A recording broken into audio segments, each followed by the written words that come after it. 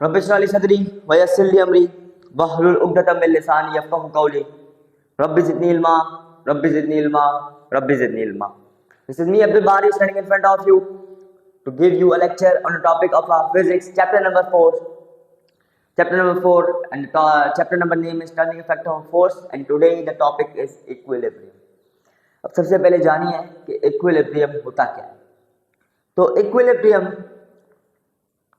उस स्टेट को बोलते हैं, ऐसी स्टेट जिसके अंदर कोई बॉडी जिस स्टेट में भी है वो उसी स्टेट में रहे, वापस नहीं आए. अब एक बॉडी है, एक बॉडी ने कार के लिया. अब एक कार रेस्ट में है तो वो रेस्ट में ही रह रही है, ये भी इक्विलिब्रियम है. एक बॉडी है कंटिन्यूसली चल रही है, कंटिन्यूसली चली, कहीं ब्रेक नहीं लगा रही, तो वो भी इक्विलिब्रियम में है, मतलब वो अपनी स्टेट चेंज नहीं कर रही.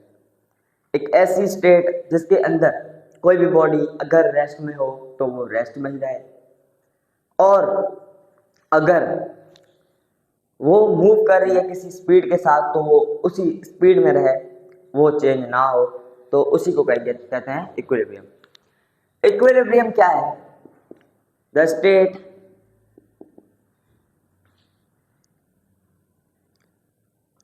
That phase in which a body does not change its state.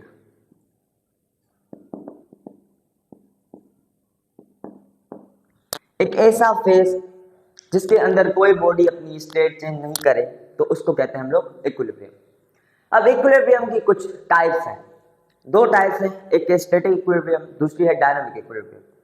अब स्टैटिक इक्विलिब्रियम को पहले समझते हैं. मतलब इक्विलिब्रियम एक ऐसी स्टेट है जिसके अंदर कोई बॉडी रेस्ट के अंदर हो तो वो अपनी जगह चेंज नहीं करे.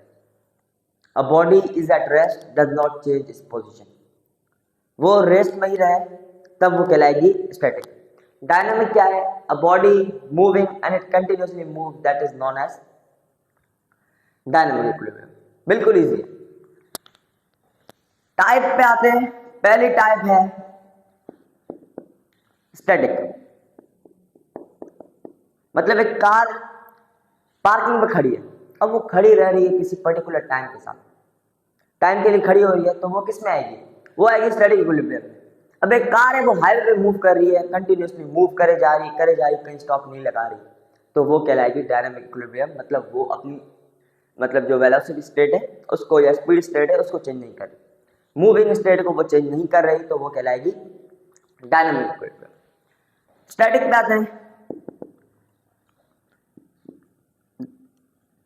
That state of equilibrium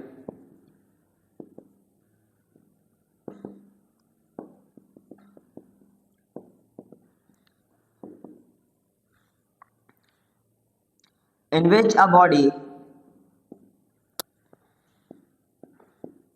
shows continuous state of rest. State of rest मतलब एक बॉडी कंटिन्यूअसली रेस्ट पोजीशन पे है तो वो कहलाएगी स्टैटिक इक्विलिब्रियम. अब दूसरी है डायनामिक.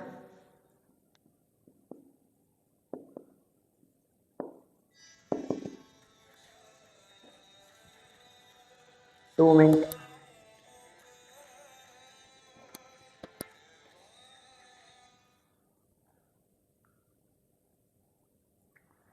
अब है डायनामिक इक्विलिब्रियम. तो डायनामिक इक्विलिब्रियम एक ऐसी स्टेट है जिसके अंदर कोई भी बॉडी अगर तो मूव कर रही है तो वो मूव करे जाएगी, स्टॉप नहीं होगी. That state of equilibrium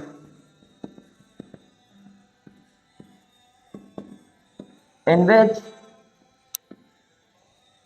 a body shows continuous state of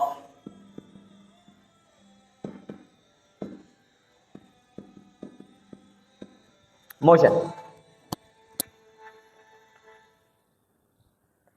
एक ऐसी स्टेट जिसके अंदर एक body continuously state of motion में है, वो अपनी स्टेट चेंज नहीं करे मोशन की, तो वो कहलाएगी डायनामिक इक्विलिब्रियम. तो यही थी दो टाइप्स अबाउट इक्विलिब्रियम. अब आते हैं कुछ कंडीशन है। अब एक बॉडी इक्विलिब्रियम में है तो उसको हम कैसे आइडेंटिफाई करें कि वो इक्विलिब्रियम के अंदर है। अब उसके अंदर पहली जो होगी वो फोर्स जो होगी वो 0, पहली कंडीशन है फोर्स कंडीशन। दूसरी कंडीशन है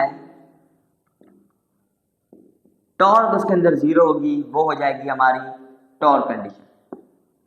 मतलब उस बॉडी के अंदर जितनी फोर्स एक्ट कर रही होगी वो 0 होगी और एक बॉडी के अंदर जितनी भी टॉर्क एक्ट कर रही होगी वो भी 0 होगी, तो वो कहलाएगी टॉर्क कंडीशन,